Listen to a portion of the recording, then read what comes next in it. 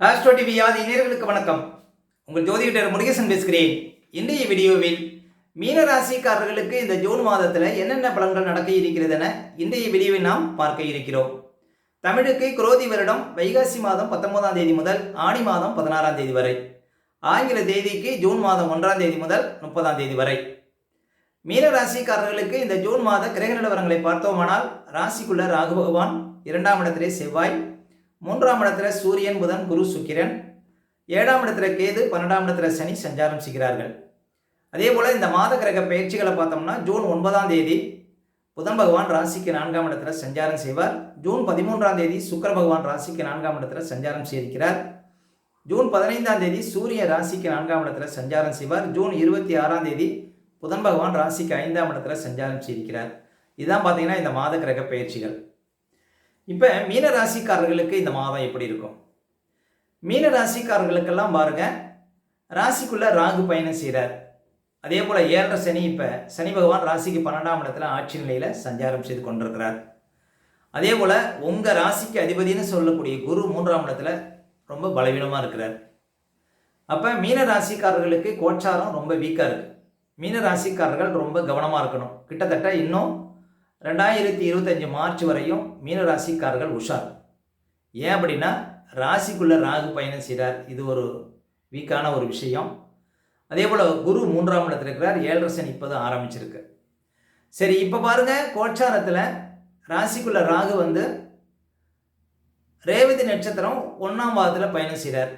அப்போ ரேவதி நட்சத்திரம் 1ஆம் பாதத்தில் பிறந்தவங்க ரொம்ப விழிப்பாக இருக்கணும். ஒரு ஜூலை மாதம் 7ஆம் தேதி வரையும்.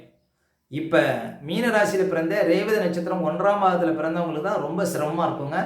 இந்த ஜூலை மாதம் 7ஆம் தேதி வரையும் கிட்டத்தட்ட இன்னும் ஒரு மாதத்திற்கு ரொம்ப கவனமாக இருக்கணும். ரேவதி நட்சத்திரம் 1ஆம் பாதத்தில் பிறந்தவங்க. அடுத்தது உத்திரட்டாதி 4ஆம் பாதத்தில் ராகு பகவான் பயணம் செய்வார். அதே போல் மீன ராசிக்காரர்களுக்கெல்லாம் பாருங்கள், ராசிக்குள்ள ராகு இப்போ பயணம் செய்கிறார். ராசிக்குள்ள ராகு பயணம் செய்யும்போது யாரோ நமக்கு செய்வனை வச்ச மாதிரி தெரியும். அதே போல் இந்த எடுக்கக்கூடிய முடிவுகள் விஷயத்திலாம் ரொம்ப கவனமாக இருக்கணும் மீன ராசிக்காரர்கள். அதாவது பெருசாக திட்டமிடுவீங்க. முக்கியமாக பார்த்தீங்கன்னா உங்களுடைய யோசனை எல்லாம் பெருசாக இருக்கும். நீங்கள் எந்த யோசனை செஞ்சாலும் அது உங்களால் முடியுமா அப்படிங்கிறத நல்லா யோசனை பண்ணி செய்யணுங்க எந்த ஒரு காரியத்திலையும். ஏன் அப்படின்னா, ராகு ராசிக்குள்ளே வரும்பொழுது ஆசைகளை தூண்டி விடுவார். அப்போ ஆசைகளை தூண்டி விட்டு ஏதாவது ஒரு யோசனை இல்லாமல் ஒரு காரியத்தில் இறங்கி அதில் நீங்கள் நஷ்டமடையக்கூடிய சூழ்நிலை கொடுத்து விடும். அதே போல் நிறைய பேருக்கு ஏமாற்றங்கள் வரும். மற்றவர்கள் உங்களை ஏமாற்றக்கூடிய ஒரு வாய்ப்புகள் ராகு பகவான் கொடுப்பார். அப்போ ரொம்ப கவனமாக இருக்க வேண்டிய காலம் அப்படின்னு சொல்லலாம் மீன ராசிக்காரர்களுக்கு. ராசிக்குள்ள ராகு பயணம் செய்த வரையும் நிறைய பேருக்கு உடம்பு வெயிட் ஏறும். ரொம்ப சாப்பாடு விஷயத்தெல்லாம் கவனமாக இருக்கணும். இந்த சிக்கன் குனியா, டைபாய்டு, வாந்தி எடுக்கிறது, வயிற்றால போகிறது, இதுமாரி பிரச்சனைலாம் வரும் ராசிக்குள்ள ராகு பயணிக்கும் போது. அப்போ இந்த ராகு விஷயத்தில் விழிப்பாக இருக்கணுங்க. முக்கியமாக அசைவ பொருள்கள்லாம் அதிகமாக சாப்பிடக்கூடாது. வயிறு முட்டை சாப்பிடக்கூடாது. மேலும் ராசிக்குள்ளே ராகு பயணிக்கும் பொழுது இரவில் பாருங்கள், வயிறு முட்டை சாப்பிடக்கூடாது முக்கியமாக. அப்போ சாப்பாடு விஷயத்துலையும் ரொம்ப விழிப்பாக இருக்கணும் மீன ராசிக்காரர்கள். சரி, இந்த மாதம் எப்படி இருக்கும் அப்படின்னு பார்த்தீங்கன்னா, இப்போ மீன ராசிக்காரர்களுக்கெல்லாம் பாருங்கள், 2ஆம் இடத்துல செவ்வாய் இருக்கிறார். 2ஆம் இடத்துல செவ்வாய் இருப்பது நல்ல பேச்சாற்றல் கொடுக்கும். நல்ல ஸ்பீடாக பேசுவீங்க. வழக்குகள் இருந்தால் அது சாதகமாக முடியும். மீனராசிக்காரர்களுக்கு குடும்பாதிபதி வலுவாக இருக்கிறார். அப்போ குடும்பத்தில் இருக்கிற கஷ்டங்கள் மாறும் அப்படின்னு சொல்லலாம். மீனராசிக்காரர்களுக்கு குடும்பாதிபதி 2ஆம் இடத்துல பலமாக இருப்பது. அதே போல் 3ஆம் இடத்துல சூரியன், புதன், குரு, சுக்கிரன் சஞ்சாரம் செய்கிறார்கள். இப்போ 3ஆம் இடத்துல குரு பயணிப்பது பாருங்கள், அவர் 10ஆம் அதிபதி 3ஆம் இடத்துல இருக்கிறார். உங்களுக்கு இளைய சகோதரர் இருந்தாங்கன்னா அவங்களுக்கு ஏதாவது சிரமங்களை கொடுக்கும். அதே போல் மனசில் கொஞ்சம் தைரியம் குறையிற மாதிரி தெரியும் 3ஆம் இடத்துல குரு பயணிக்கும் பொழுது. அதே போல் 3ஆம் இடத்துல குரு இருக்கிற வரையுமே எந்த ஒரு முயற்சி செய்தாலும் ரொம்ப கவனமாக முயற்சி பண்ணணும். அதாவது 3ஆம் இடத்துல குரு இருக்கிற போதும் பாருங்கள், சில சிரமங்கள் வரும்.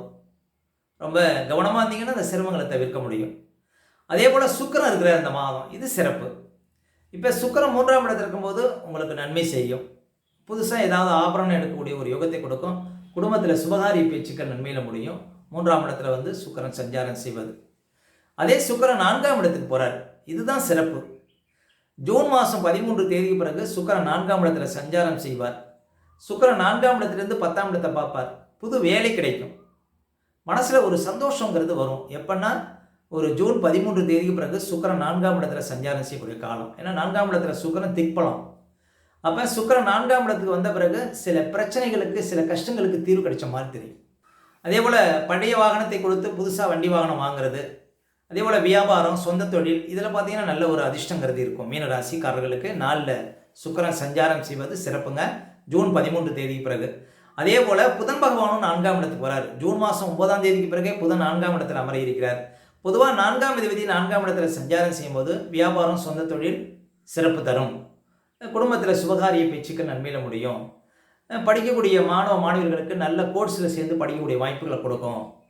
அதே போல் பயணம் சார்ந்த துறையில் இருப்பவங்களுக்கு நல்ல அதிர்ஷ்டங்கள் கொடுக்கும். சொந்தக்காரர்கள், உறவுக்காரர்கள் அனுகூலம் ஏற்படும் அப்படின்னு சொல்லலாம். இப்போ 4ஆம் இடத்துல புதன் சஞ்சாரம் செய்யக்கூடிய காலம் சிறப்பான காலம். ஜூன் மாதம் 9ஆம் தேதியிலேருந்து ஜூன் மாதம் ஒரு 26ஆம் தேதி வரையும் புதன் 4ஆம் இடத்துல இருப்பார். இந்த காலம் ரொம்ப சிறப்பாக இருக்கும்.